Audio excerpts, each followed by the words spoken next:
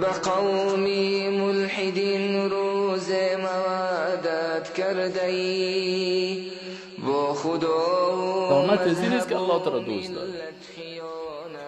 مالداری علامت از این است که الله تو را دوست داره. اگر مالت الله گرفت علامت از این است که الله تو را بد میبینه. از بسیاری صحابه و از پیغمبرها یک قران هم برشان نمیداد، گشنه خواب میکردن. اگر یک روپه هم نداشتی این علامت نیست که الله تو را بد میبینه.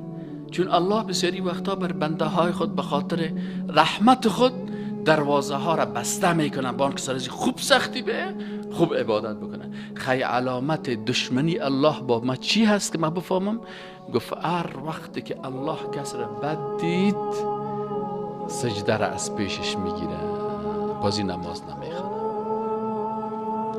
روزی که نماز از پیشت قضا شد بفهم که امروز کدام کاری کردی که الله تو را بد دیده. وقتی روزی که سجده نکردی، آدمی که سجده نمیکنه ای بفهمه که از نظر الله افتاده است. و اگر الله متعال تو را توفیق داد که 3 بجه شب بخیزی و کلگی خواب هستن و تو سجده به بارگاه الله بکنی، بفهم که الله نام تو را در بین مقربین خود داخل کرده. تو در عبادت هستی، در سجده هستی، با الله راز نیاز میکنی، تو در مقام هستی، بفهم که الله تو را دوست داره.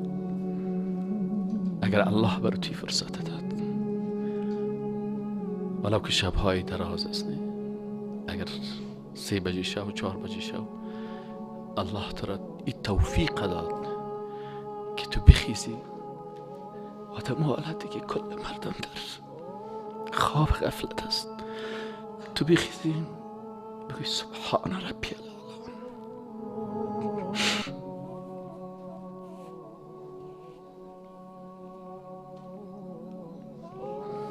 سبحان ربی العظیم.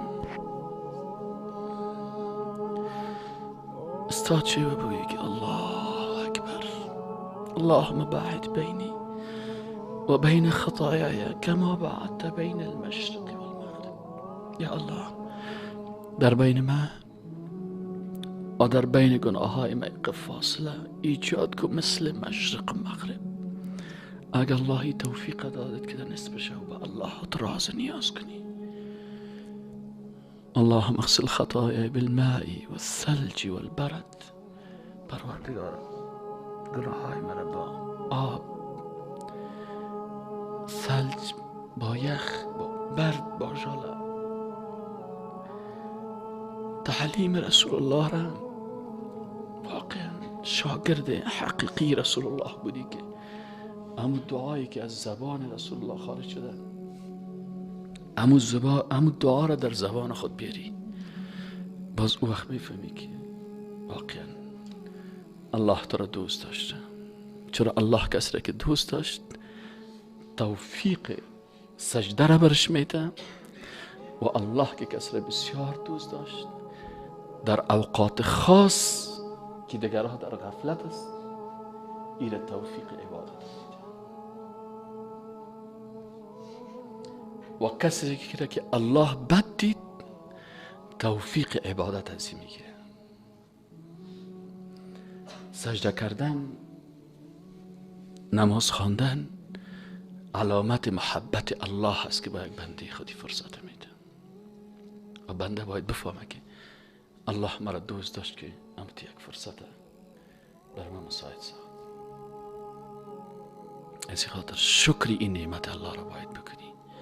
یا الله اگر شکر لئن شکرتم، اگر شما شکر کردید الله باز میگه لازیدن نکن، باز من این نعمت خود دیگه هم براتون بیشتر میکنم. از این خاطر مسلمان واقعی وقتی که سجده به الله میکنه باز شکر به الله میکنه که یا الله شکر مرا توفیق دادی سجده بر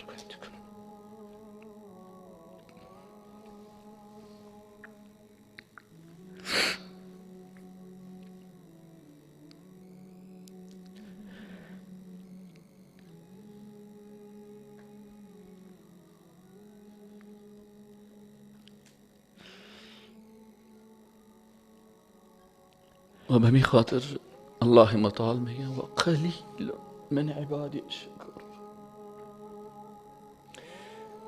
بنده های شکر گزار من بسیار کم مردم هستن که شکر بکنه. و بزرگترین نعمت الله هدایت الله است. الله طلا، جواهر، زیورات، مال بر کلگی میده، اما هدایت بر بنده های خاص خود میده. والذین آمنوا بازنا اشد حبا لله، بازا محبت بسیار قوی به الله می داشته باشه. هدایت کلانترین، بزرگترین، قویترین، مهمترین و با ارزشترین نعمت الله است. از خدا الله میگه قرآن چی است؟ کتاب هدایت است. برای کی است؟ للمتقین الذين يؤمنون بالغیب و یقیمون الصلاة و مما رزقناهم ينفقون. باز الله داخل چی میگه؟ اولئک علی هدى من ربهم، اینی بنده ها و هدایت هستن از جانب پروردگارشان. و اولئک و همی بنده ها هم المفلحون، اینا کامیاب هستن. پس هدایت در اول و فلاح پیروزی در آخر. این برای کی هست؟ بر بنده های خاص الله هست. و انسان مسلمان باید در مقابل این نعمت ها شکر الله را بکنه. در مقابل این نعمت هدایت شکر الله را بکنه. ای که الله بر ما تو فرصت داد، پای ما را به طرف مسجد خانه خود کشان. این چی است؟ بزرگترین نعمت الله هست که مستحق چی است که انسان مسلمان شکر زیر بکنه. و دشمن های اسلام یعنی برنامهشان است که چه قسم مسلمانه کل پروژه های جنگ فکری که ما شما درس میتیم، کل برنامه شکل نهایت سهل کنی چی است؟ گرفتن هدایت از قلب مسلمان. همین بنده گمراه شود. تمام صلاح‌های فکری، صلاح‌های ساینسی، صلاح‌های مختلف صرف به چی استعمال میکنه؟ به خاطر یک هدف. و او چی است؟ گمراه ساختن انسان مؤمن.